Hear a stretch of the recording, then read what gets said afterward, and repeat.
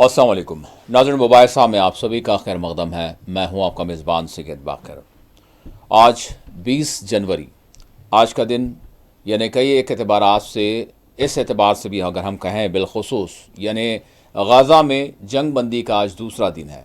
19 जनवरी को गाज़ा में जंग बंदी हुई, अगरचे 3 घंटे इसमें ताख़ीर हुई, 3.25 घंटे इसमें ताख़ीर हुई, लेकिन जंग बंदी माहदे पर अमल आवरी का आगाज़ हो गया। तो गाज़ा से जो मिलने वाले मनाजिर हैं वो काफ़ी यानी जज्बात से मगलूब कर देने वाले हैं। जज्बाती मनाजिर देखने में आए इसलिए कि एक जानिब जहां इज़राइल की जानिब इज़राइली जो कैप्टिव्स थे उनको 3 को रिहा किया गया, जिसके बदले में 90 फ़लस्तीनियों को इज़राइल की जानिब से रिहा किया गया। यहाँ पर एक मंज़र देखने लायक था, वो ये था कि जो इज़राइली कैप्टिव्स रिहा हुए वो हशाश बशाश नज़र आ रहे थे। वो बड़े सेहतमंद थे और बड़े यानी हम ये कहेंगे कि उन पर कुछ ऐसा आसार उन पर नहीं नज़र आ रहे थे जिससे ये कहा जाए कि वो किसी की क़ैद में थे, जुल्म व ज़्यादती से दो चार थे। वो मतलब हशाश बशाश नज़र आए। लेकिन वहीं जो 90 यानी इज़राइल की क़ैद में जो फ़लस्तीनी थे उनकी हालतें देखने लायक थी, क्योंकि खुले तौर पर यानी वाज़े तौर पर नज़र आ रहा था कि जालिम ताकत किस तरह की है और वो किस तरह से ट्रीट करते हैं यानी अपने क़ैदियों के साथ। तो बहरहाल ये मंज़र भी आज दुनिया ने देखा और इसके साथ साथ कुछ वो मनाजिर भी आए कि फ़लस्तीनी जो अपने घर बार छोड़कर वो अपने ही मुल्क में यानी नक़ल मकानी पर मजबूर हुए थे, वो अब अपने घरों को लौटने की तरफ या तो उन्होंने आगाज़ कर दिया या फिर कुछ जो अपने घरों की तरफ लौट आए। वहाँ पर खंडर देखे गए और कुछ फ़लस्तीनियों को हमने वो भी देखा जो पहले अपने घरों की यानी तज़यीन करने के बजाय या फिर वहाँ पर कुछ करने के बजाय वहाँ पर हमने ये देखा कि वो मसाजिद को, जो मोहल्ले की जो इलाके की मस्जिद है उसको आबाद करने के लिए या फिर नमाज़ पढ़ने के लिए, मुसल्ले के लिए वो तगदू करते हुए और वहाँ पर इंतज़ामात करते हुए नज़र आए और नाराए तकबीर और की सदाओं के साथ और सजदे शुक्र के साथ फ़लस्तीनियों को यानी हमने जज्बात से मगलूब देखा। बहरहाल इज़राइल कब तक इस सीज़ फायर पर अमल करेगा इसकी कोई गारंटी नहीं है। अगरचे 3 मराहिल में सीज़ फायर की बात की गई है, इत्तफाक़ किया गया है, लेकिन जैसे ही कैप्टिव्स जो इज़राइली यरगमाली है वो मुकम्मल आज़ाद होंगे यानी रिहा हो जाएंगे, उसके बाद इज़राइल पर क्या भरोसा किया जा सकता है, ये सबसे बड़ा अब भी यानी एक सवाल बना हुआ है। बहरहाल फ़लस्तीनी जो अपनी जानों की कुर्बानियाँ पेश कर रहे हैं वो एक लंबी लड़ाई के लिए भी तैयार हैं। उनके हौसले कहीं भी किसी भी तरह से पस्त नहीं हुए हैं, वो फिर कुर्बानियाँ देने के लिए भी तैयार हैं। बहरहाल ये सूरत हाल गाज़ा की आज रही। और दूसरी जानिब डोनाल्ड ट्रंप की अगर हम बात करें तो अब से कुछ ही देर में वो यानी हिंदुस्तान के वक्त के मुताबिक 10:30 बजे वो हल्फ लेंगे अपने ओहदे पर। ये जो मनाजिर आप देख रहे हैं ट्रंप की तकरीब यानी हल्फ बर्दारी के वाशिंगटन में -13 डिग्री यानी इंतहाई सर्द तरीन मौसम है और -13 डिग्री जो है दर्ज हरारत रिकॉर्ड किया गया है। हल्फ बर्दारी की तकरीब में शिरकत के लिए डोनाल्ड ट्रंप और उनकी अहलिया जॉन चर्च पहले पहुंचे और फिर वहां पर जो भी उनकी रस्मात थी वो अदा की गई और उसके बाद डोनाल्ड ट्रंप की वाइट हाउस में यानी बतौर 47वें अमरीकी सदर दोबारा वापसी हुई। पहला टेन्यूर उन्होंने किया 2016 से 2020 के दरमियान। इसी तकरीब में यानी अभी जो मनाजिर आप देख रहे हैं ट्रंप खिताब भी करेंगे और अगले 4 बरसों के लिए अपने जो टारगेट्स हैं, अहदाफ हैं, उनका वो बरमला तौर पर इजहार करेंगे। आपको बता दें कि जो विक्ट्री रैली थी यानी हल्फ बर्दारी तकरीब से पहले जो उन्होंने विक्ट्री रैली को मुखातब किया उसमें उन्होंने कई एक बातों की वजाहत कर दी। बिलखुसूस जो माइग्रेंट्स हैं, वो माइग्रेंट से मुराद ये है जो इलीगल माइग्रेंट्स हैं, उनके हवाले से उन्होंने अपनी एक सख्त पॉलिसी अपनाने का इजहार कर दिया, ऐलान कर दिया और उन्होंने कहा कि हमारी जो सरहदात हैं अब यहाँ पर इन्वेजन नहीं हो सकता। और उन्होंने इलीगल माइग्रेंट्स के हवाले से भी अपनी सख्त अपने मौक़िफ़ का जो हमेशा वो इजहार करते रहे हैं वो उन्होंने किया और साथ ही साथ उन्होंने विक्ट्री रैली को मुखातब करते हुए गाज़ा के सीज़ फायर का भी मुकम्मल तौर पर ख़ुद अपने सर जो है सहरा लिया और इसका क्रेडिट लिया और साथ ही साथ ہدف تنقید بنایا جو بائیڈن کو بھی. انہوں نے کہا کہ ہم مڈل ایسٹ میں اب جو آگے کی بات ہوگی مڈل ایسٹ میں ہم امن قائم کریں گے، اور ساتھ ہی ساتھ انہوں نے عزم ظاہر کیا کہ یوکرین کی وار کا بھی خاتمہ کیا جائے گا. تو بہرحال کیا کیا وہ کریں گے یہ وقت ہی بتائے گا، لیکن ابھی یہ جو مناظر آپ دیکھ رہے ہیں حلف برداری تقریب میں شرکت کے لیے ڈونالڈ ٹرمپ اور ان کی اہلیہ جیسے ہی پہنچے تو یہاں پر آپ دیکھ سکتے ہیں کہ جو بائیڈن کی جانب سے روایتی طور پر یہاں ان کا استقبال کیا گیا. امریکی صدر ڈونالڈ ٹرمپ اور ان کا خاندان حلف برداری سے قبل واشنگٹن ڈی سی کے گرجا گھر پہلے پہنچے. عہدے کا حلف اٹھانے کے بعد ٹرمپ قوم سے خطاب بھی کریں گے. ٹرمپ کے عہدہ سنبھالنے سے قبل جو بائیڈن نے کئی شخصیات کے لیے یعنی پیشگی معافی کا اعلان کیا، جن میں فوجداری مقدمات چلانے کی یعنی کہ معاملات تھے، اور جن میں ڈاکٹر اینتھونی فاؤچی اور کیپٹل فسادات پر گواہی دینے والے افسران بھی شامل ہیں. آپ کو بتا دیں کہ اینتھونی فاؤچی وہی ہیں جن سے ڈونالڈ ٹرمپ کی کسی صورت بنتی نہیں ہے. ان کے پہلے یعنی جو ٹینیور تھا اس میں بھی یعنی کووڈ کے معاملے کو لے کر اینتھونی فاؤچی سے کئی ایک معاملات میں ڈونالڈ ٹرمپ کے یعنی اختلافات پائے جاتے تھے. صدر بائیڈن اور ان کی اہلیہ یعنی اب سے کچھ دیر قبل نومنتخب امریکی صدر ڈونالڈ ٹرمپ اور ان کی اہلیہ میلانیا کو وائٹ ہاؤس میں خوش آمدید کیا، ویلکم کیا. وہ کیپٹل جانے سے پہلے کچھ لمحے کے لیے وائٹ ہاؤس میں رکیں گے. یہ مناظر پہلی مرتبہ دیکھنے کو ملے کہ جب صدر بائیڈن، ان کی اہلیہ اور نومنتخب امریکی صدر ڈونالڈ ٹرمپ اور ان کی اہلیہ کے درمیان ملاقات ہوئی. یہ آپ مناظر دیکھ رہے ہیں. آپ کو بتا دیں کہ واشنگٹن ڈی سی میں ٹرمپ کے حامیوں کی آمد کا سلسلہ بھی جاری ہے. امریکی دارالحکومت سے کچھ تصاویر بھی یعنی سامنے آ رہی ہیں جس میں دیکھا جا سکتا ہے کہ بڑی تعداد میں یعنی لوگ ڈونالڈ ٹرمپ کے استقبال میں یہاں جمع بھی ہو رہے ہیں. نومنتخب امریکی صدر ڈونالڈ ٹرمپ کی تقریب حلف برداری میں شرکت کے لیے سینٹ جان چرچ بھی انہوں نے وہاں پر بھی وہ گئے. ڈونالڈ ٹرمپ، ان کے خاندان کے افراد اور ان کے آنے والی انتظامیہ کے اہم شخصیات یعنی واشنگٹن ڈی سی کے سینٹ جان چرچ میں بھی انہوں نے وائٹ ہاؤس جانے سے پہلے وہاں پر بھی وہ گئے. آپ کو بتا دیں کہ حلف برداری کی تقریب باضابطہ طور پر ایک صدر کے دور کا خاتمہ اور دوسرے صدر کے یعنی دور کے آغاز کے لیے ایک روایتی طور پر منعقد کی جاتی ہے. یہ حکومتی رہنماؤں کے درمیان واشنگٹن ڈی سی میں اقتدار کی منتقلی کا سب سے ہائی پروفائل حصہ سمجھا جاتا ہے. تقریب کے اہم ترین حصے کے دوران نو منتخب صدر اپنے عہدے کا حلف اٹھاتے ہیں اور یہ الفاظ کہتے ہیں: میں حلف اٹھاتا ہوں کہ میں ایمانداری کے ساتھ امریکی صدر کے عہدے پر یعنی گامزن رہوں گا اور اپنی بہترین صلاحیت کے مطابق امریکی آئین کی حفاظت اور اس کا دفاع کروں گا. اگرچہ انہوں نے نومبر میں انتخابات میں کامیابی حاصل کی تھی، لیکن ٹرمپ یہ الفاظ کہنے کے بعد باضابطہ طور پر 47ویں امریکی صدر بن جائیں گے. جے ڈی وینس بھی باضابطہ طور پر نائب صدر کا عہدہ سنبھالنے سے پہلے اپنے عہدے کا حلف لیں گے. اس تقریب میں میوزیکل پرفارمنس اور تقاریر بھی شامل ہیں جس کے دوران ٹرمپ خطاب کریں گے اور آئندہ 4 برسوں کے لیے اپنے اہداف کا اور اپنے ایجنڈے کا وہ اعلان کریں گے. آپ کو بتا دیں کہ امریکی صدر یعنی 10:30 بجے ہندوستانی وقت کے مطابق وہ حلف لیں گے. پیر کے روز یعنی آج ٹرمپ کے دوسرے حلف برداری کے دن کا آغاز واشنگٹن ڈی سی میں یعنی جس طرح سے آپ دیکھ سکتے ہیں کہ مناظر وہ آ رہے ہیں. ابھی تو یعنی جو سیٹ ہے وہ کیا گیا ہے اور اس کے ساتھ ساتھ بہت ساری یعنی وہ بھی باتیں ہیں جس کے حوالے سے ڈونالڈ ٹرمپ سے امیدیں بھی کی جا رہی ہیں اور ساتھ ہی ساتھ کئی ایک خدشات بھی ہیں.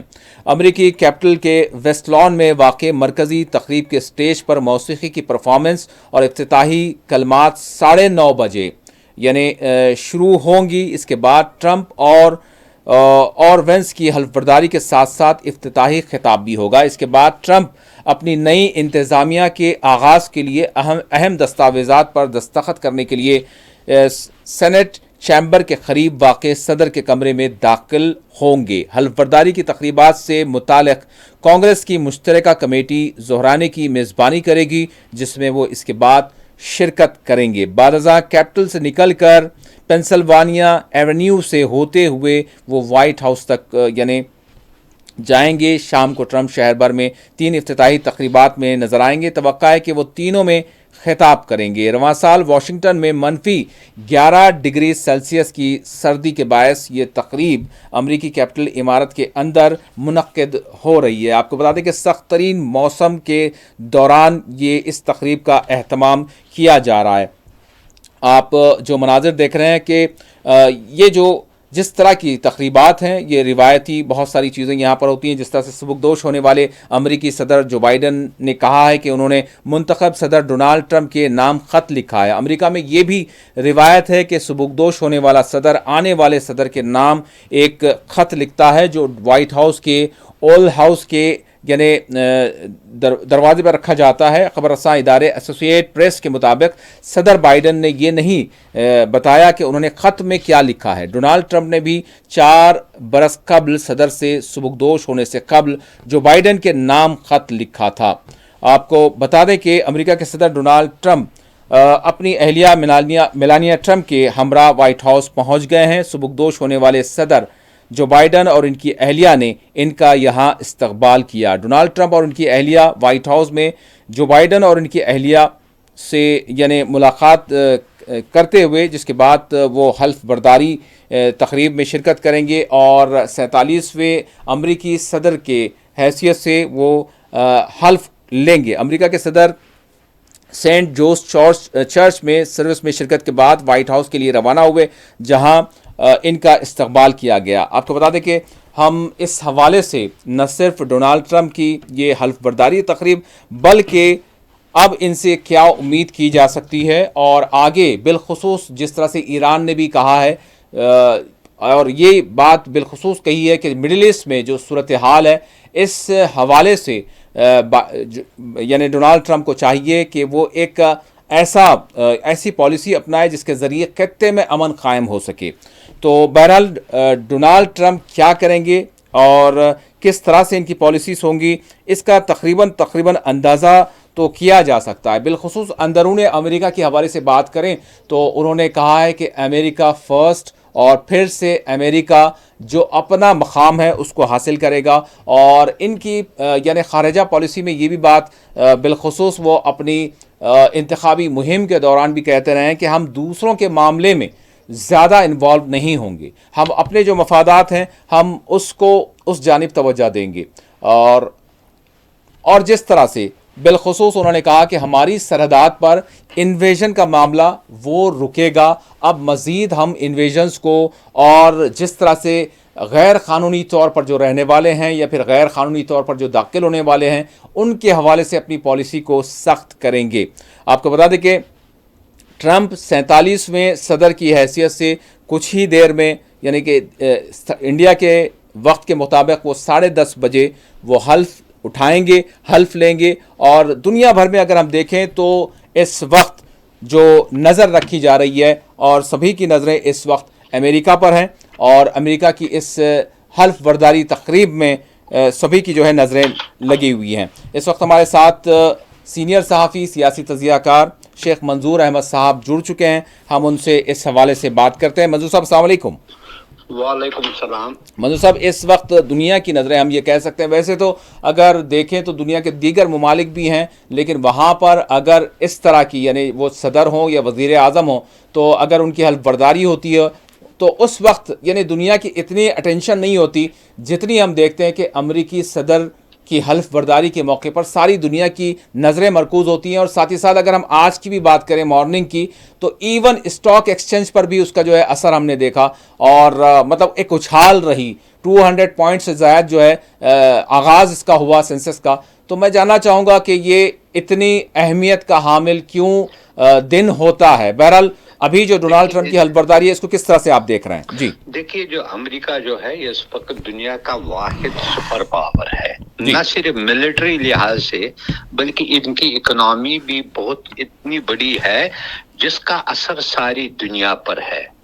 اور اس وجہ سے ساری دنیا کی نظریں جو اس وقت جو ہے صدر ٹرمپ پر ہے کہ وہ کس طریقے سے خاص کر معاشی جو اس کا جو پروگرام ہے جس میں اس نے دھمکی دی ہے بہت سارے کنٹریز کو کہ ان کے جو وہاں سے وہ جو کنٹریز ایکسپورٹ کر رہے ہیں امریکہ کو، اس پر اگر انہوں نے یعنی کہ ٹریڈ میں توازن نہیں لایا تو اس پر وہ 20% کے قریب وہ لگانا چاہتا ہے ٹیرف.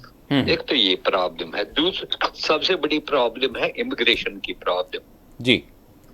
اور اس میں ابھی جو ہے یہ کہتے ہیں حلف لینے کے فوراً بعد وہ تقریباً 100 سے زیادہ ایسے احکامات جاری کریں گے جس سے دنیا کے مختلف نہ صرف سیاسی بلکہ اکنامک اور ملٹری جو سارا کچھ چیز ہے اس پر اثر انداز ہو جائے گا.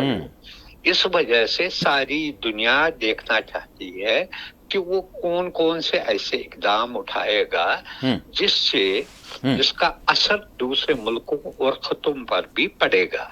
اس میں 2-4 چیزیں جو سب سے بڑی ہے. ایک تو امیگریشن پالیسی. اس میں یہ بھی ابھی حال ہی میں یہ بھی آیا ہے امیگریشن پالیسی سے ہندوستان کو بھی بہت اثر پڑے گا. جو ویزا انہوں نے کہا، خاص کر ایک رپورٹ حال ہی میں آئے جس میں یہ لکھا ہے 7.5 لاکھ کے قریب جو انڈینز ہے جو وہاں پر جن کو ابھی پوری طریقے سے ان کو کاغذات جو ہے ان کے ٹو گیٹ گرین کارڈ کے بعد پھر نیشنلٹی ملتی ہے، وہ ایک قسم کے وہاں پر ان کے فیوچر جو ہے سیٹل ان کے بارے میں اس کے ابھی جو کوسچن مارک ہے. دوسرے ابھی ٹائمز آف انڈیا میں ایک رپورٹ آیا ہے کہ 90,000 انڈینز جو ہے وہ میکسیکو بارڈر پر ویٹ کر رہے ہیں کس طریقے سے وہ امریکہ میں داخل ہو. یہ بہت بڑی تعداد ہے. اور اب نیا یہ بھی آنے لگا ہے کہ امریکہ میں یہ تھا اگر کوئی وہاں پر کسی دوسرے ملک کا یعنی کہ عورت وہاں پر اگر جنم دیتی تھی بچے کو تو اس کو امریکن سٹیزن شپ ملتی تھی. جی. یہ بھی سننے میں آیا کہ وہ اس پر بھی روک لگایا گیا. اب اگر کوئی وہاں جائے وزٹ کے لیے یا وہاں کام کرنے کے لیے جائے کسی بھی ملک سے جائے، اگر وہاں پر ان کے بچے ہوں گے تو ان کو وہ سٹیزن شپ نہیں ملے گی. اس کے لیے کچھ کنڈیشنز رکھیں گے جس کے بارے میں ابھی ساری ڈیٹیل. ایک تو یہ ہے. دوسرا ٹریڈ ہے. ٹریڈ کے بارے میں آپ نے یہ بھی کور ہوا ہوگا کہ 2 دن پہلے ٹرمپ نے چین کے صدر جو ہے زی پنگ کے ساتھ بات چیت کی کیونکہ چین جو ہے امریکہ کا بڑا جو ہے ٹریڈ پارٹنر ہے. دونوں ملکوں کے درمیان تقریباً $600 بلین کا ٹریڈ چل رہا ہے. اور جو بیلنس آف ٹریڈ ہے یہ چائنا کے فیور میں ہے. اسی لیے ٹرمپ نے جب وہ پہلے صدر تھے اس وقت بھی چین پر وہ پابندیاں یعنی کہ ان کے جو وہاں سے وہ کر رہے ہیں امپورٹ امریکہ کر رہا ہے اس کے مصنوعات پر وہ ٹریڈ وار کہہ سکتے ہیں وہ صورتحال بن گئی تھی. جی بالکل.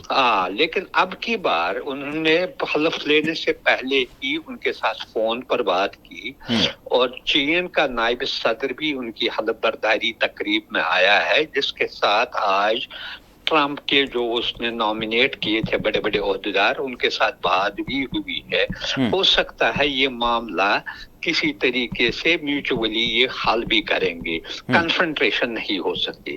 لیکن اس کے علاوہ جو ٹرمپ ایڈمنسٹریشن کا جو ہے اپروچ جیسے کلائمیٹ وہ پہلے وہ کلائمیٹ چینج کے بارے میں جو پیرس ایکارڈ سے باہر ہو گئے تھے. جی.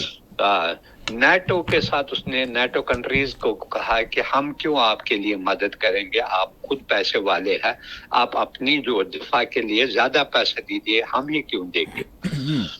اور دوسرا سب سے جو اچھا جو اس کا رول رہا ہے جو ساری دنیا نے مان لیا ہے جو غازہ میں جو پیس سیز فائر ہوا اس میں ٹرمپ کا جو نمائندہ تھا وہاں پر اس کو جو اس نے مغربی مشرقی ایشیا کے لیے وسط ایشیا کے لیے جو نمائندہ دیے اس نے بڑا امپورٹنٹ رول ادا کیا. چونکہ پہلی ایڈمنسٹریشن جو تھی بائیڈن کی ایڈمنسٹریشن اس کو اسرائیل کے وزیر اعظم ان کو نچاتا تھا یا اس کو بلیک میل جیسا کر رہا تھا. या उनको भी शायद वो थोड़ा बहुत नरम गोशा था इसके तई, इसलिए वो कोई उसके खिलाफ कुछ करते ही नहीं। लेकिन इसके ट्रंप ने वाज़ह तौर पर उनको कहा कि आपको सीज फायर करना है, और सीज फायर का जो रिकॉर्ड है वो वही है जो बाइडेन के एडमिनिस्ट्रेशन ने शायद जून या जुलाई के महीने में उनके साथ तय पाया है, वही है जी। उस वक्त उन्होंने नहीं माना, हालांकि उसको अमेरिका ने उसको अप्रूव किया था। जी हाँ। लेकिन इन्होंने इनको कहा नहीं मानना है, नहीं मानोगे तो हम आपके खिलाफ एक्शन लेंगे। और ये इनको पता है इजराइल को कि अगर अमेरिका एड बंद करेगा उनके लिए परेशानियां होगी, और सख्त अल्फाज उन्होंने इस्तेमाल किए। उनका जो रिप्रेजेंटेटिव अच्छी, लेकिन ये नहीं हम कहेंगे कि सारा कुछ जो है जंग बंद हुआ कि वो प्रो पैलेस्टीनियन हो गया, ऐसा नहीं है। जी हाँ। ये चूंकि उनकी एक पॉलिसी है कि वो वार के खिलाफ है, चाहे वो यूक्रेन वार है उसको भी वो खत्म करना चाहता है। दूसरा वो मिलिट्री एक्सपेंडिचर जो दूसरे मुल्कों पर, जैसे अमेरिका हर एक जगह अपनी मुदाखलत करता था, चाहे वो अफगानिस्तान था, इराक था, लीबिया था, सीरिया में, ये इसको कहता हम क्यों करेंगे ऐसा, हम क्यों पैसा जाया करेंगे। इसका ज्यादा से ज्यादा जो फोकस है वो यही है कि ट्रेड को ज्यादा मुदाखलत करने की जरूरत नहीं। इन्होंने अभी जो सीरिया में तब्दीली आई है उन्होंने कहा आने दो, हमें क्या करना है उसके साथ।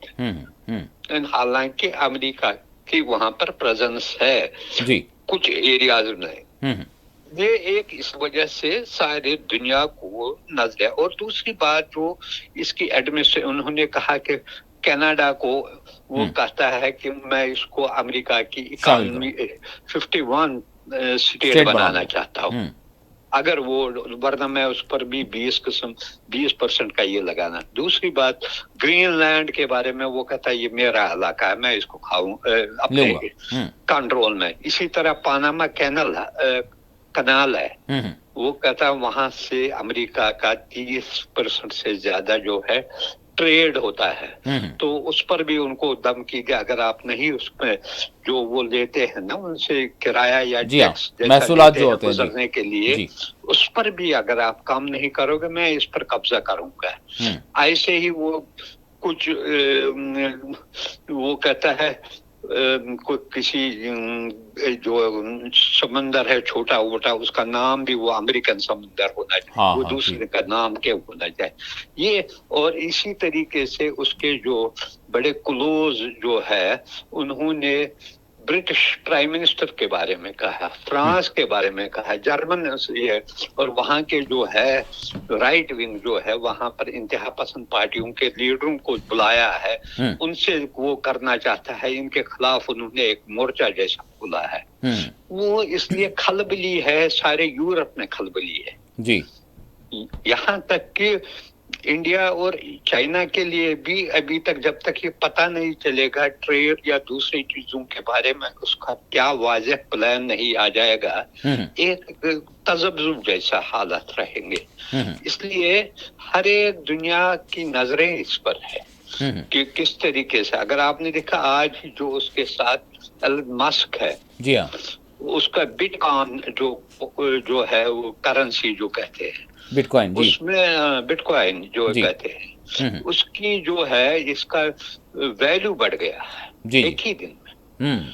ये देखे, अच्छा, गैर मामूली तौर पर उन्होंने यानी टिकटॉक पर जो पाबंदी आई थी उसकी काफ़ी तारीफ की और उसकी बहाली का जो है ऐलान किया, और फिर टिकटॉक की जानिब से भी जो है उसका खैर मकदम किया गया, शुक्रिया अदा किया गया। टिकटॉक के बारे में भी जो उन्होंने कहा मैं इसको हटाऊंगा, ये नहीं किया, जो पाबंदी थी। बहुत सारी चीजें हैं, कुछ अच्छी चीजें हैं, लेकिन एक चीज जो इसके बारे में जो कहा जाता है, हालांकि लोग उनको कंट्रोवर्शियल कहते हैं, बहुत सारी चीजें इसके बारे में कहते हैं, लेकिन ये पॉलिटिशियंस के इतना नहीं, ये ब्लंट आदमी है जो कहना है सामने कहता है। یہ آگے پیچھے نہیں، ایک پالیٹیشین ہوتا ہے. اگر آپ نے دیکھا بائیڈن ایڈمنسٹریشن کا رول جو غازہ میں رہا وہ بڑا ڈیزاسٹرس مایوس کن رہا. جی ہاں، وہ ایک طرف سے دنیا کو دکھانا چاہتے تھے کہ ہم ان کے یعنی کہ مظلوم کے ساتھ ہے، ان پر ظلم ہوا ہے، لیکن پیچھے سے وہ ان کو مدد بھی دے رہے تھے، فوجی مدد بھی دے رہے تھے، اکنامک فائنینشل ہیلپ بھی کر رہے تھے. جی ہاں، یہ جو ہے ایک ڈپلیسٹی تھی ایک پالیسی میں. ان کی پالیسی واضح ہے، نو یا یس. وہ ایک قسم سے اس سے ایک قسم کا فائدہ بھی ہے کہ مبہم یعنی کہ کوئی ابہام نہیں رہتا ہے لوگوں کو اس بارے میں. پالیسی یہ ہے، یہی رہے گی. یہ کسی چیز کے لیے یہ اچھی بات ہے. اور دوسری سب سے ایک پلس پوائنٹ ہے، کبھی کبھی جو ہے جن کے بارے میں کہتا ہے وہ کنٹرول وہ ڈینجرس ہے، یہ ان کے کچھ اچھے چیز مثلا وہ اگینسٹ وارز ہے. ایٹ لیسٹ وہ کہتا ہے میری کنٹری کسی دوسرے ملک میں کیوں کرے گی. یہ اچھی بات ہے. اسے کون نہیں کہہ سکتا ہے کہ یہ اچھی بات نہیں ہے. بتائیے. البتہ منظور صاحب، جس طرح سے جو خود امریکہ میں جس طرح سے آپ نے کہا کہ جو یعنی تارکین وطن ہیں، یا پھر جو کسی طرح سے کسی بھی طرح سے ہم یہ کہیں گے کہ جس طرح سے آپ نے ذکر کیا کہ انہوں نے یہ اعلان کر دیا ہے کہ اب انویژن ہمارے پاس نہیں ہوگا، اب ہم جو ہے اس پر روک لگائیں گے. تو اس کی وجہ سے اس میں دو تین چیزیں ہیں ہمیں دیکھنا ہے.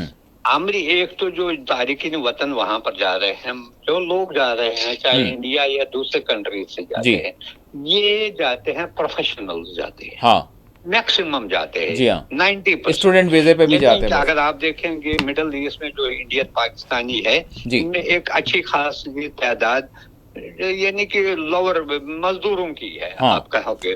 اور کچھ ہے انسکلڈ ہیں، بہت سارے ڈرائیورس ہے، یہ ہے. یہاں پر جو جاتے ہیں زیادہ یہ پڑھے لکھے لوگ جاتے ہیں. وہاں پر امریکہ میں ان لوگوں کی قلت بھی ہے.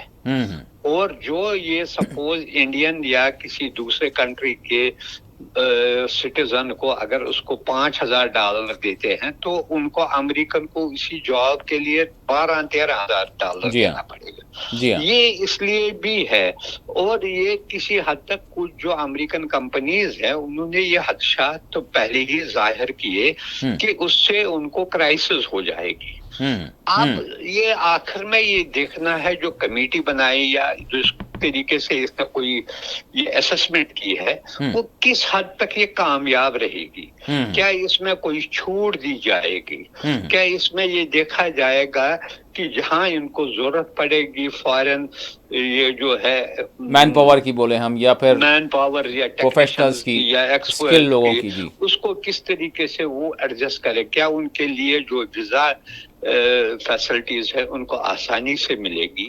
یہ ساری چیزیں یا پھر ایک نیا جو ہے پیرامیٹر تیار کیا جائے گا؟ کلیئر ہے ہی نہیں. جی ہاں منظور صاحب، میں آپ سے جاننا چاہوں گا کہ غزہ کی سیز فائر کے حوالے سے ابھی جس طرح سے 3 مراحل میں یہ مکمل ہوگا اور ایک ایک مرحلے کے بعد پھر جائزہ لیا جائے گا آگے کے حوالے سے. ابھی تک کی جو آج دوسرا دن ہے تو آج یعنی آج تک بھی اگر ہم دیکھیں تو 3 اسرائیلی جو کیپٹیوز تھے ان کے عوض 90 فلسطینینز کو جو ہے رہا کیا گیا.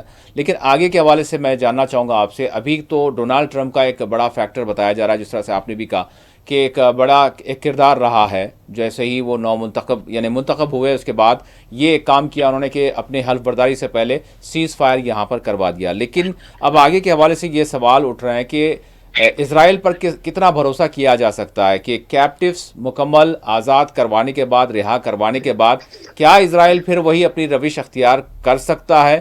اور اگر کرتا ہے تو کیا ڈونالڈ ٹرمپ سے کچھ اچھی پازیٹیو امید رکھ سکتے ہیں، یا پھر وہی جو بائیڈن والا معاملہ وہ بھی یعنی اختیار کریں گے؟ دیکھیے یہ اس میں 2-3 چیزیں ہیں. ایک تو یہ جو ہے دونوں پارٹیز پر ریسپانسبلٹی بہت ہے. اس وقت چونکہ ایکچولی کیا ہوا ہے جب یہ سیز فائر ایگریمنٹ ہوا ہے، جو 2 قریبی اتحادی تھے بینجامن نیتانیاہو کے، انہوں نے وزارت سے استعفیٰ دیا ہے جس کی وجہ سے اس کی حکومت خطرے میں پڑی ہے. یہ بھی ایک ریزن تھا جس وجہ سے وہ سیز فائر کرنے کے لیے تیار نہیں تھا، کیونکہ اس وقت ٹرمپ نے زیادہ پریشر ڈال دیا. انہوں نے کہا نہیں یہ کرنا ہے آپ کو، تو یہ ہوا ہے. اب یہ کوشش بھی ہو سکے گی کہ کسی طریقے سے جو سیز فائر کا جو کلاز ہے اس کو کسی نہ کسی طریقے سے وائلیٹ کوئی کرے تاکہ ان کو بہانہ ملے گا پھر سے وہاں پر جنگ شروع کرنے کا. اب اس میں اس وقت جو کمٹمنٹ ہے اس میں 3 فیزز میں جیسے آپ نے کہا پہلے کہ اس میں 2-3 چیزیں جو اچھی اچیومنٹ ہے. ایک رفح بارڈر سے جو ہے وہاں سے جو ہے اسرائیلی ڈیفنس فورسز کا ان کا وہاں سے انخلا ہوا ہے.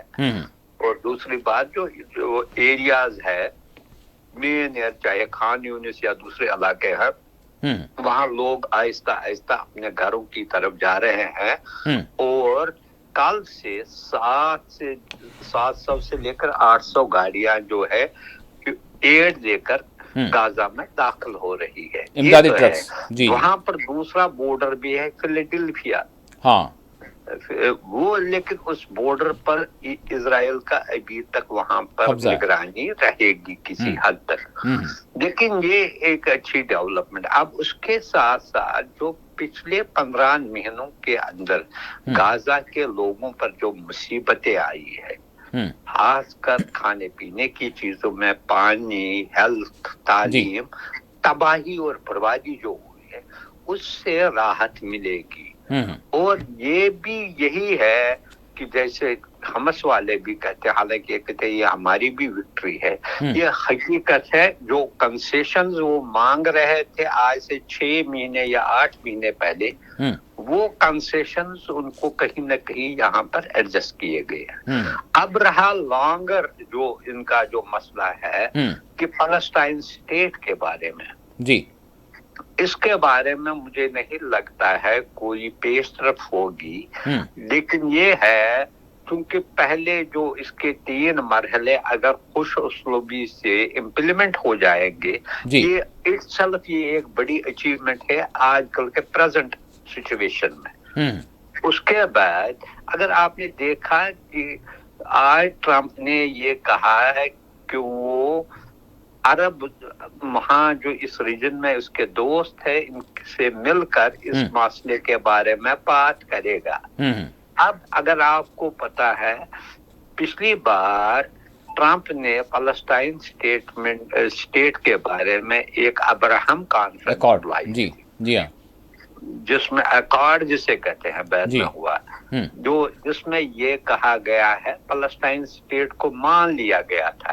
لیکن اس میں سب سے بڑا جو کلاس جس سے بہت سارے مسلم کنٹریز نے اس میں حصہ بھی نہیں لیا ہے اس میں شاید جارڈن نے بھی حصہ نہیں لیا اور پریزیڈنٹ عباس جو ہے حالانکہ جن کو پرو امریکن پرو عرب مانا جاتا وہ بھی اس میں شریک نہیں ہوئے ہیں.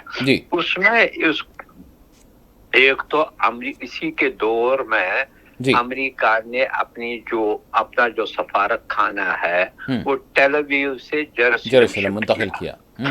دوسری بات جیروسلم کو اسرائیل کا دارالخلافہ مانا گیا. حالانکہ اقوام متحدہ کے جو بھی ریزولوشنز ہوئے ہیں اس کے علاوہ اوسلو اکارڈ ہوا یا دوسرے جو بھی فلسطینیوں کے ساتھ بات چیت یہ کوئی بھی ڈیسیجن ہوا ہے اس میں جیروسلم کو فلسطین کا کیپٹل مانا گیا ہے ریکاگنائز بھی کیا گیا ہے. یہ توقع کیا جاتا تھا کہ جب بائیڈن آ جائے گا وہ شاید پہلے ایک انڈیکیشن آئی کہ شاید وہ اس امریکن ایمبیسی کو واپس ٹیل اویو کرے گا لیکن ایسا انہوں نے نہیں کیا اور وہی کنٹینیو کی ہے. اس کا مطلب بائی اینڈ لارج وہ بھی اس کے ساتھ ہے کہ جو جیروسلم کا مسئلہ ہے تو وہ اسرائیل کے حق میں وہ اب انڈائریکٹلی یا انڈائریکٹلی وہ چاہتے ہیں کہ اسرائیل کے قبضے میں ہی رہے. لیکن یہ ایک بہت بڑا کنٹینشس ایشو ہے. اس کے بغیر مائنس جیروسلم فلسطین اسٹیٹ کا تصور کرنا جو امپاسبل ہے کیونکہ یہ علاقہ 67 تک جو ہے جارڈن کے قبضے میں رہا تھا. ویسٹ بینک اور یہ جارڈن کے قبضے میں رہا تھا. اب اسی کا ابھی بھی اگر آپ دیکھیں گے مسجد اقصی کا جو انتظامیہ ہے، اس کی مینجمنٹ ہے، ابھی بھی جارڈن کی حکومت ہی اس کو کنٹرول کر رہی ہے. جی یہ ساری چیزیں جو ہے اس میں کیا حماس، آپ دیکھیے پالسٹائن اتھارٹی جو ہے وہ بہت زور پڑی ہے. کا کوئی اگر دیکھا جائے انہوں نے کچھ بھی نہیں کیا ان 15 مہینوں کے دوران. انہوں نے کچھ بھی نہیں کیا اپنے فلسطینی لوگوں کے لیے جو غزہ میں ہوئی ہے. اس وجہ سے ان کے خلاف خود فلسطینیوں کو بہت روش ہے. جی ہاں. اب یہ دیکھنا ہے کہ کیا اس صورت میں کیا سچویشن ایمرج ہو جائے گی. لیکن ابھی اس کے بارے میں قبل از وقت ہے. پہلے یہ 3 سٹیج جو ہے سیز فائر کے، اگر یہ خوش اسلوبی سے سموتھلی اس کو کمپلیٹ کیا جائے تو اس کو، اس کے بعد آپ دیکھیے کہ غزہ میں یہ چاہتے ہیں جو اس میں ٹرمپ ایڈمنسٹریشن بھی برابر جو ہے اسرائیل کے ساتھ ہے کہ حماس کا کنٹرول نہیں رہنا چاہے بعد میں. وہ اس میں کلیئرٹی ہے. تو ابھی پہلے یہ جو دور ختم ہوگا اس میں 2 یا 3 مہینوں کے اندر ایک واضح پکچر ایمرج ہو جائے گی کہ امریکہ اس مسئلے کو کس طریقے سے ڈیل کرنا چاہتا ہے. کیا وہ چاہتا ہے کہ جلد از جلد یہ اسٹیٹ بنے، جس بھی صورت میں بنے، کیا اس کا حد و حال کیا ہوگا. یہ ساری چیزیں جو ہے یہ قبل از وقت کے بارے. لیکن یہ ہے کہ پریورٹی یہ ہے ریبلٹیشن، ریبلڈنگ آف غزہ. وہاں کے لوگوں کو جو ابھی جو ہے وہاں پر 1,12,000 کے قریب جو آفیشل لوگ ہیں جو زخمی ہیں. جی ہاں، زخمی ہے. ان میں سے بہت سارے اتنے شدید زخمی ہے، they need treatment outside Gaza. Exactly. جی ہاں، ان کو وہاں پر دینا ہے. یہ ایک لمبا مسئلہ ہے. پہلے وہاں پر کسی قسم کا جو ہے نارمل سی پیدا کرنا، جہاں لوگوں کے چھت ہو، پانی ہو، بجلی ہو، میڈیکل فیسلٹی ہو، یا تعلیم، بچوں کے لیے تعلیم. بچوں کا ٹائم ضائع ہوا. 2 سال ہو گئے ان کو اسی میں، وہ سکول نہ جا سکے، کچھ نہ جا سکے، بلکہ اسکول ان کے تباہ تاراج ہو گئے. بحران ہے، انسانی بحران ہے جس کو حل کرنے کی ضرورت ہے. یقین. مجد صاحب، مڈل ایسٹ میں تو انہوں نے کہا کہ ہم چاہتے ہیں کہ مڈل ایسٹ میں امن قائم ہو. یہ وکٹری ریلی کو مخاطب کرتے ہوئے انہوں نے اس بات کے اپنا عزم ظاہر کیا. بہرحال اب کتنا کریں گے، جس طرح سے آپ نے کہا، وہ وقت ہی بتائے گا. اور کتنے چیلنجز ہوں گے، اور پھر اسرائیلی لابی یا جیوش لابی، وہ کیا کیا معاملات خود یو ایس میں. مجھے نہیں لگتا اس پر زیادہ اثر رہے گا. یہ دیکھیں، اس کو یہ ایک آخری ٹرم ہے. یہ جو ہے امریکہ میں یہ اس کی لاسٹ ٹرم ہے. اس کو دوسری بار تو بننا ہی نہیں ہے. جی. تو کھل کر کام کریں گے جو بھی کریں گے. اور یہ کچھ چیزوں میں اس کی کلر اگر آپ دیکھیں گے جو ریسنٹلی آیا الیکشنز میں آیا، اس میں یہ آیا کہ جو امریکہ میں مقیم جوز ہے، ان میں سے میکسیمم لوگوں نے، ووٹرز نے ڈیموکریٹس کو ووٹ دی اس وقت. حالانکہ یہ اس وقت عجیب جیسا لگا. اچھا. جی. لیکن جو رپورٹس بعد میں آئے تو انہوں نے سب سے زیادہ انہیں کو ووٹ دی. یعنی روایت سے ہٹ کے جو ریپبلکن کے ساتھ وہ ہوا کرتے تھے، اب کی بات نہیں رہے. کیونکہ ان کو بھی یہ پتا ہے، ساری دنیا کو پتا ہے، جس طریقے سے بائیڈن ایڈمنسٹریشن نے یعنی آنکھیں موند لی جو حالات وہ دیکھ رہا تھا کیا غزہ میں ہو رہا ہے، اس کی کوئی پرواہ نہیں کی. تو امریکہ اپنے آپ کو انسانی حقوق کا علمبردار کہہ رہا تھا. اس کو یہ دکھائی نہیں دیا کہ وہاں پر بچوں، عورتوں کے ساتھ کیا ان کو کس طریقے سے بے دردی سے مارا جا رہا ہے. بالکل. اور ابھی جو رپورٹ آیا ہے $22 بلین کا ایڈ دیا ہے. اس میں سے پریزیڈنٹ بائیڈن نے آج سے 10 دن پہلے ہی $8 بلین کو سینکشن کیا ملٹری ایڈ، جو یہ دینے والا نہیں ہے. हाँ, ट्रम्प देने वाला नहीं है। उस मामले में ये जो है ये पूरा जो है जैसे हम कहते हैं ना लोकल लैंग्वेज में बनिया है। हाँ, अच्छा, जी जी। ताजर है, इसको कोई इसका नहीं है। वो कहता है मुझे पैसा बचाना है, मैं क्यों दूंगा, दूसरों को क्यों दूंगा, दूसरों के बका के लिए मैं क्यों अपने आप को खराब करूंगा। उन्होंने उसी वजह से बाइडेन ने ये अपील किया, उसको पता था ये लोग इसको परेशानी करेंगे। उसने एक तरफ वो कह रहे थे हम रेजोल्यूशन ये वहां बंद होनी चाहिए, दूसरी तरफ हर किस्म के बॉम्ब्स तक फराहम किए जो गाजा में इस्तेमाल गिराए गए। जी हाँ, बिल्कुल।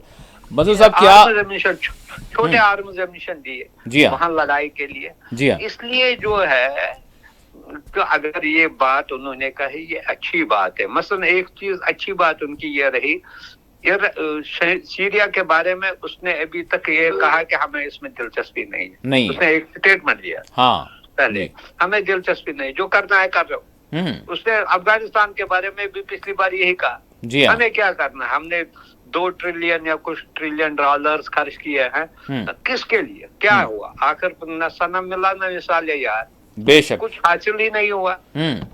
मसूद साहब अब यूक्रेन के हवाले से, क्योंकि यूक्रेन भी एक मतलब एक बड़ी जंग है, और वहां के हवाले से क्या आप देख रहे हैं? इससे पहले सदर बनने से पहले ही जो व्लादिमीर पुतिन ने इनके साथ टेलीफोन पर बात की, जी हाँ, और उसने ये विलिंगनेस दिखाई है कि वो ट्रम्प के साथ बात करने को तैयार है, हाँ, ताकि इस जंग को खत्म किया जाए। अब इसमें बहुत सारे ये जो पीछे गया है, 18 से 20% यूक्रेन का जो इलाका है वो इस वक्त रशिया के कब्जे में है। जी, हालांकि रशिया को भी इस जंग में बहुत भारी नुकसान उठाना पड़ा। ये उसके यानी कि लोग इसके यानी कि कुछ लोग कहते हैं 4 या 5 लाख के करीब उसके जो फौजी मारे गए, और इसी वजह से उसने नॉर्थ कोरिया से जो है तकरीबन 30-35 हजार लोग जो है नॉर्थ कोरिया के फौजियों को वहां पर लगाया है। अभी आपने ये भी देखा है 8 हिंदुस्तानी जो है जो यूक्रेन में मर गए, और हुकूमत हिंद ने रशिया को अपील भी की कि उनको वापस बुलाया जाए, क्योंकि उनको भी वहां भेजा जा रहा है, कोई कुक है, कोई सपोर्ट करने वाला है, वो भी मर गए हैं। लेकिन ये जो हिस्सा है फिर ये यूक्रेन को वापस नहीं मिलेगा। हाँ जी हाँ, एक तो ये है। दूसरी बात जो है इसमें जो है यूरोपियन यूनियन जो है खासकर नेटो कंट्रीज है इन्वॉल्व है। नेटो कंट्रीज ही डेली इसी की वजह से यूक्रेन को तो वो 1 महीने में खत्म करता है। हाँ, लेकिन ये इनडायरेक्टली वार लड़ा अमेरिका और नेटो कंट्री। जी हाँ, उन्होंने ही इस वार को अब तक जो है 3 साल होने वाले हैं जी, इसको जिंदा इसको रखा, यानी कि उसके लिए हर किस्म की मदद की है। जी हाँ, तो यहाँ तक अभी रिसेंटली जब हार भी गए थे डेमोक्रेट्स, उसके बाद भी प्रेसिडेंट बाइडेन ने उनको जो एक मिसाइल था, उनको एक जो लेटेस्ट जो उनको जहाज दिए थे उनको इस्तेमाल करने की इजाजत दी, जो उन्होंने किए इस्तेमाल अगेंस्ट रशिया। लेकिन ये जो है अब जो मिलिट्री एड है वो इतना अमेरिका से नहीं मिलेगा। जी जी, जो यूरोपियन कंट्रीज है उनमें अब इतनी ताकत नहीं, इनमें 2-3 ही बड़ी कंट्रीज है, एक जर्मनी है, दूसरा फ्रांस और ब्रिटेन है। ब्रिटेन ने अभी रिसेंटली कुछ दिया है, बाकी जो कंट्रीज है वो इतना सस्टेन नहीं कर सकते हैं उनको मदद, जैसे इटली है या दूसरे कंट्रीज है, ऑस्ट्रिया है, इटली है, वो इतना नहीं, उनमें से भी कुछ यानी कि बटे हुए हैं जी। कुछ कहते हैं हमें क्या है इसमें, इनकी इकोनॉमी भी यूरोपियन कंट्रीज की इकोनॉमी भी खराब है जी। अब ये है अगर वो हो गया सीज फायर गाजा की तरह हुआ तो इसका मतलब है जो हिस्सा जो रशिया के कब्जे में है फिलहाल वो तो गया। ये बात होगी तो ये उसके लिए इमीडिएट तो यही होना चाहे या उसके लिए नेगोशिएशन चाहे कुछ जिसके लिए लंबा टाइम चाहे कि कब वो वकेट करेगा फिर करेगा, उसको भी चाहे, वो भी चाहता है सीज फायर करने की, ताकि वो अपने रिऑर्गेनाइज करना चाहता है अपनी मिलिट्री को, क्योंकि उसके जो है after the collapse of Soviet union in 1990 उसके बाद रशियन फौज जो है वो तो बेहद, उनको को जब कोई काम ही नहीं था, फिर उनको वो जंग जैसा लग गया, वो उनको बेकार रहे, उनमें कोई वो मिलिट्री ट्रेनिंग नहीं रही स्ट्रांग कि वो हर दिन जो है अलर्ट रहे, फिजिकली फिट रहे, या मॉडर्न वॉरफेयर के बारे में वो तालीम हासिल करे। वो इस वजह से वो ऐसे ही, इस वजह से उनको बहुत जानी और माली नुकसान भी हुआ है, जिसको वो कंपनसेट, जिसको वो यानी कि अगर उसे टाइम मिला सीज फायर का, या फिलहाल जंग बंद हो जाएगा तो उसको टाइम मिलेगा इसको ना फिर से रिऑर्गेनाइज करने का। यकीनन। लेकिन यूक्रेन को क्या मिलेगा? यूक्रेन तबाह, जैसे गाजा है ऐसे अगर आप देखें यूक्रेन के हर शहर को तबाह हुआ। जी हाँ, 7-8 मिलियन जो यूक्रेनियन है वो दूसरे यूरोपियन कंट्रीज में है। उनको भी ये सोचना चाहिए, एक हठधर्मी की वजह से कि वो नाटो का मेंबर बनना चाहता है या दूसरी चीजें करना चाहता है, अपनी कंट्री को बर्बाद करके रखा है। जी हाँ, बिल्कुल। इतनी खुशहाल कंट्री थी, इसका जो था गुंदुम इनके पास बहुत होता था, या डेवलप्ड थे बाकी दूसरे कंट्रीज से, हर एक चीज में वो कन्फ्रंट करना चाहता था, जिसकी वजह से रशिया को लगा ये मेरे उनके लिए खतरा पैदा हो रहा है। हाँ जी, यही वजह बनी। अब देखना ये होगा कि क्या वाकई डोनाल्ड ट्रंप यहाँ इस जंग में भी जो है अपना इन्वॉल्वमेंट करते हुए कुछ, मतलब यहाँ पर जंगबंदी के हवाले से कुछ पेशरफ्त होती है। अगर होती है तो वाकई वो सारी दुनिया के लिए भी जो है बड़ा बेहतर मामला होगा। मंजूर साहब, अब मैं यहाँ पर ये जानना चाहूँगा, जिस तरह से इब्तिदा में आपने भी जिक्र किया और मैं भी यहाँ पर ये पूछना चाहूँगा, हल्फ बर्दारी तकरीब है, इसमें दुनिया के मुख्तलिफ ममालिक के रहनुमा, लीडरान जो है इसमें अहम शख्सियात उसमें शिरकत कर रहे हैं, हमारे भारत से भी है। लेकिन यहाँ पर एक कहीं ना कहीं शायद एक गिला है जिसका इजहार नहीं है, लेकिन बहरहाल मैं आपसे करना चाहूँगा, वो ये है कि मोदी जी की और ट्रंप की केमिस्ट्री, या फिर मोदी जी की और ट्रंप की दोस्ती के हवाले से जिस तरह से हमारी मीडिया में क्या कुछ नहीं चला, और वो वक्त भी हमको याद है जब यहाँ पर हवन वगैरह हुआ करते थे, लेकिन ट्रंप ने ये किस तरह का जो है अनर्थ कर दिया कि चाइना के सदर को फ़ोन कर दिया डायरेक्टली, और अपने दोस्त को यानी मोदी जी को फ़ोन नहीं किया, फ़ोन करना चाहिए था। इसको किस तरह से देख रहे हैं आप? मतलब हर चीज़ एक गेस्चरिंग होती है ना मंजूर साहब, इसको हम इजी तो नहीं ले सकते कि आपने मोदी जी को फ़ोन क्यों नहीं किया। कहा जा रहा है जी, ये मैं एक तो ये है, इस वक्त इस तकरीब में इटालियन प्राइम मिनिस्टर भी आ रही है,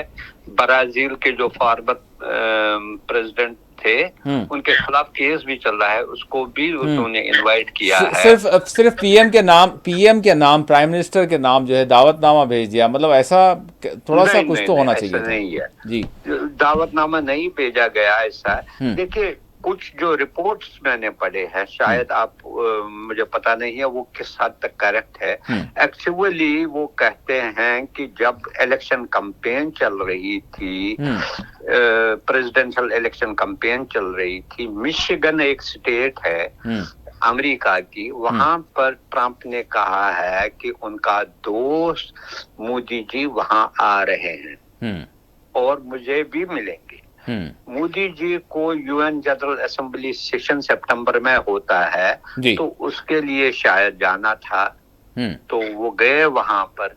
लेकिन उस वक्त जो सर्वेज आ रहे थे उसमें ये दिखाया गया कि जो कमला हैरिस है वो शायद लीड कर रही थी उस वक्त, जो पोल प्रोजेक्शन थी। जी जी, तो शायद ये मिला नहीं, उससे मुलाकात नहीं हो, और चूंकि उसमें शायद टेक्निकली ये भी थी कि कमला हैरिस वाइस प्रेसिडेंट भी थी और गया वहां पर मिलने के लिए, ये भी शायद अच्छा नहीं लगता था कि आपको पता है जब पहले इलेक्शन के दौरान जब मोदी जी वहां गए तो एक स्टेडियम में तकरीबन 50,000 हिंदुस्तानी मौजूद थे जी, जहां पर ट्रंप जिंदाबाद और ना उसको जीतने के लिए, यानी कि इनडायरेक्टली उसको कैंपेन जैसे उस वक्त जो मोदी और ट्रंप उस हाँ। स्टेडियम में आए जॉइंटली मीटिंग में, तो ये